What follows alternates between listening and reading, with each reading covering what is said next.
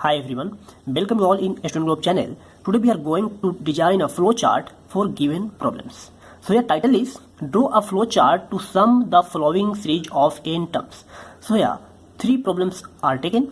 So we have to design the flow chart for given series. So first series is 1 factorial multiplied by 1 plus 2 factorial multiplied by 2 plus 3 factorial multiplied by 3 and so on. So last term will be n factorial multiplied by n, and second series is 1 factorial divided by 1 plus 2 factorial divided by 2 plus 3 factorial divided by 3 and so on. So last term will be n factorial divided by n.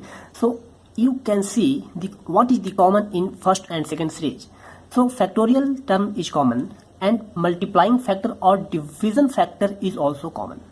So one operator difference in two questions. So in first questions or in first sum, multiplication operator is there in between factorial and multiplication factor, and in second problem division operator instead of multiplication operator.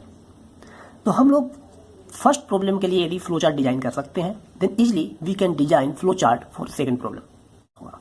And third problem we will discuss or we will design flowchart for the third problem 2 to the power 0 plus 2 to the power 1 plus 2 to the power 2 and so on. So last term will be 2 to the power n minus 1.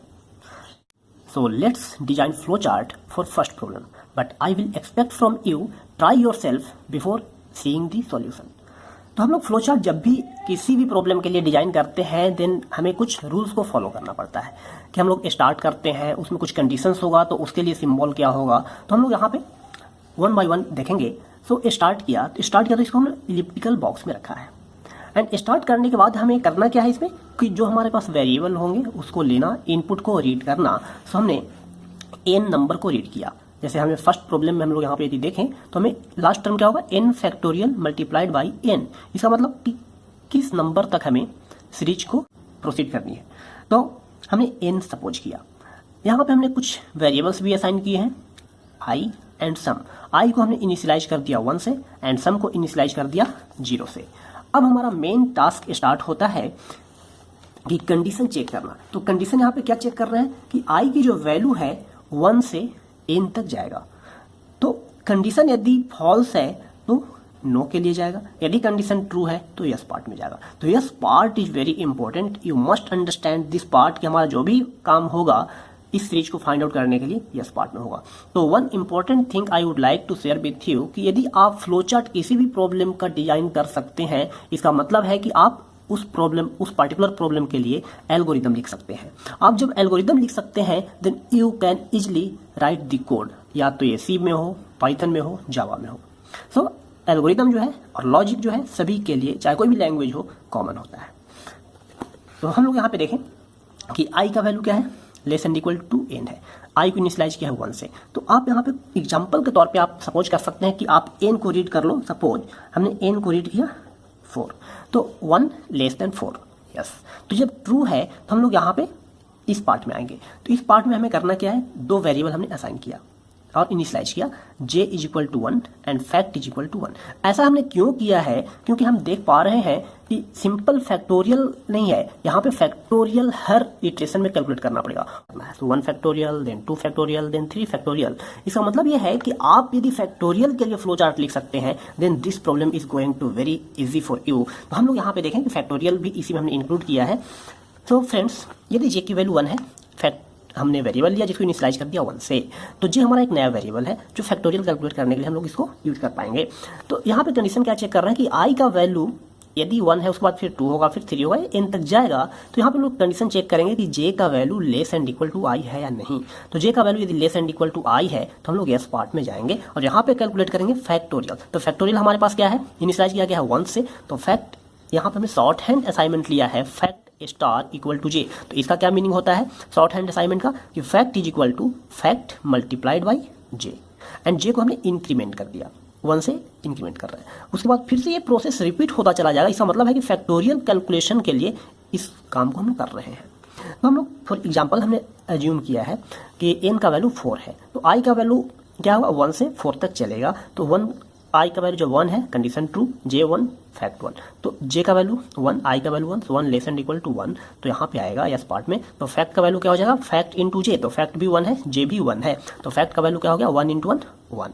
अब J का value क्या हो जाएगा, increment होगा, सो J का value 2 होगा, और उसके बाद फिर से वापस यहाँ पे आएगा और कंडीशन दोबारा चेक करेगा कि J का वैल्यू 2 हुआ तो 2 less and equal to I है क्या, तो नो, क्योंकि I का वैल्यू 1 था, तो जब कंडीशन फॉल्स हुआ तो नो पार्ट में जाएगा।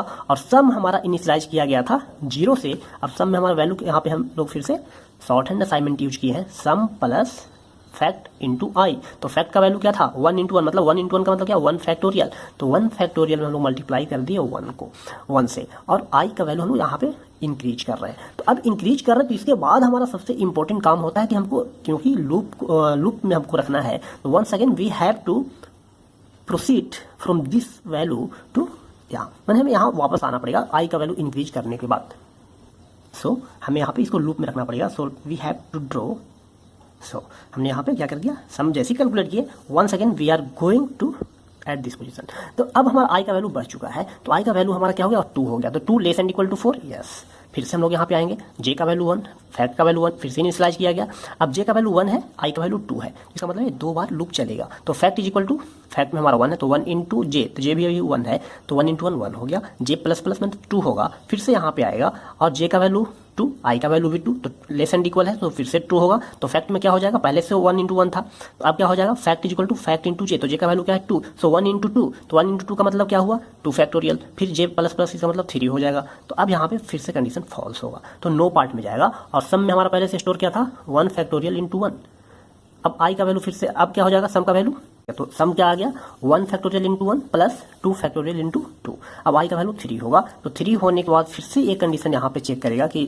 3 का value less and equal to n है क्या, n हम लोग एज्यूम किए 4, तो 3 less and equal to 4, yes, तो यस पार्ट में फिर से जाएगा, J का वैल्यू 1, फैक्ट का वैल्यू 1, तो ये अब J का वैल्यू 3 तक जाएगा, सो 1 से 3 तक जाएगा, इसका मतलब क्या है कि फैक्ट का वैल्यू क्या होगा 1 इंटू 1, J की वैल्यू बढ़ेगी, तो फिर से क्या हो जाएगा 1 इंटू 2, फिर से J की वैल्यू बढ़ेगी, तो 1 into 2 into 3 and so on, फिर से कंडीशन फॉल्स होगा, तो हम लोग 1 पहले से कैलकुलेट कर चुके हैं, 1 factorial into 1, 2 factorial into 2 and 1 into 2 into 3 का मतलब क्या है 3 फैक्टोरियल, सो 3 फैक्टोरियल इंटू 3 होगा।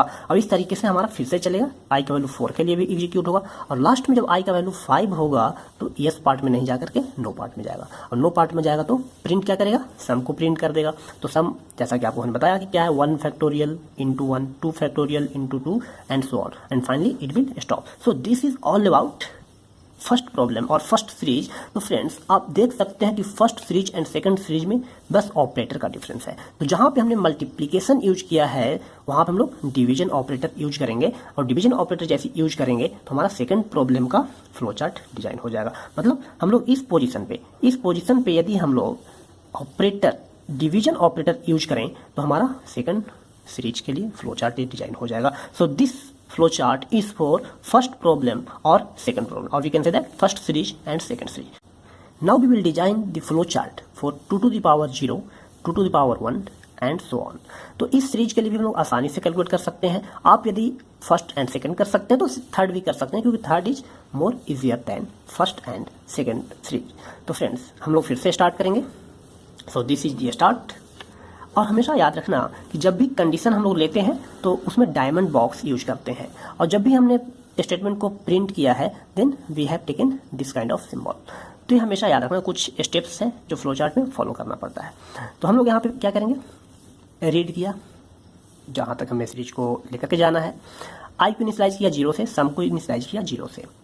फ्रेंड्स आप यहाँ पे आई को 1 से भी इनिशियलाइज कर सकते थे, तो आप यदि आई को 1 से इनिशियलाइज करते हो सम को 1 करना पड़ता है। ऐसा क्यों, क्योंकि 2 टू द पावर 0 जो है वो 1 होता है। तो आप यदि आई का वैल्यू 0 किया तो 2 की पावर 0 आएगा, यदि आप आई का वैल्यू 1 किया इसका मतलब क्या है कि आप 2 टू द पावर 1 से जा रहे हो। जब 2 टू द पावर 1 से जा रहे हो इसका मतलब क्या है, सम का वैल्यू ऑलरेडी आपको 1 लेकर के चलना था।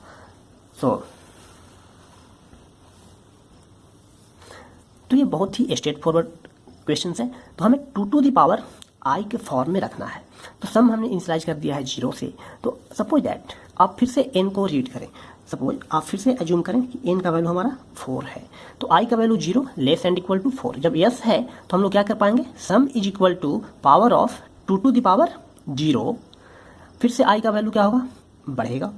पावर हमने यहाँ पे यूज किया है और ये डिफाइंड है math.h हेडर फाइल में। तो फ्रेंड्स इसका अल्टरनेट भी आप यूज कर सकते थे। आपको यदि डायरेक्ट इसे POW से नहीं करना है तो उसके लिए भी कर सकते, कैसे मैं अभी बता रहा हूँ आपको। तो हम लोग पहले देखें कि i का वैल्यू 0 हुआ, कंडीशन ट्रू है, 0 less and equal to 4, yes में आया। तो सम का वैल्यू हमने इनिशियलाइज कर दिया था 0 से, तो sum is equal to sum plus power 2 to the power i का value 0, so 0 plus 2 to the power 0, तो 2 के पावर 0 क्या होगा, फर्स्ट टर्म हमारा आ गया। अब i का वैल्यू 1 होगा, तो 1 होगा तो फिर से हमारा यहाँ पे आएगा condition 1 second it will be true, तो सम हमारा 2 टू पावर 0 हो चुका है। अब उसमें क्या ऐड कर रहा है, 2 पावर 0 में 2 टू द पावर 1 ऐड कर रहे हैं, क्योंकि i का वैल्यू 1 है। इस तरह से फिर i का वैल्यू 2 होगा, तो सम हमारा पहले से क्या था 2 के पावर 0 प्लस 2 के पावर 1, अब उसमें क्या ऐड कर रहे हैं 2 के पावर 2, तो इस तरीके से चलता रहेगा। और जैसे ही i का वैल्यू 5 होगा तो कंडीशन फॉल्स होगा, तो फाइनली ये सम को प्रिंट कर देगा। लेकिन हम बात कर रहे हैं कि पावर यदि हम इसको यूज नहीं करेंगे तो इसका मतलब क्या है कि हमें कैलकुलेट करना पड़ेगा। तो फ्रेंड्स आप यहाँ पे ध्यान से देखें कि जब भी हम लोग सपोज दैट 2 के पावर 3 कैलकुलेट करना है, तो इसका मतलब क्या है कि you are multiplying two 3 times. तो जिस इटरेशन के लिए आप यदि i का वैल्यू 3 है तो आप एक लूप लगाएंगे और वो 2 से मल्टीप्लाई होता रहेगा। कितना बार चलेगा, जितना बार वो लूप रहेगा। तो यहाँ पे हमारा जो सम है, तो यहाँ पे हम एक और वेरिएबल लेकर के चलते, सपोज दैट s, तो s का वैल्यू हमारा क्या हो जाता, s स्टार 2, मतलब s का हमारा जो भी वैल्यू था पहले उसमें 2 से मल्टीप्लाई होता चला जा रहा है। तो ये आप यूज कर सकते थे, तो एक और आपको कंडीशन लगाना पड़ता, but this is the straight forward question. तो इस तरीके से इस प्रॉब्लम के लिए, इस सीरीज के लिए आप फ्लो चार्ट ड्रॉ कर सकते हो। Hope you understand the concept how to draw flow chart for given series. आपको यदि किसी तरह का डाउट हो तो आप कमेंट बॉक्स में कमेंट कर पूछ सकते हैं। Thank you so much.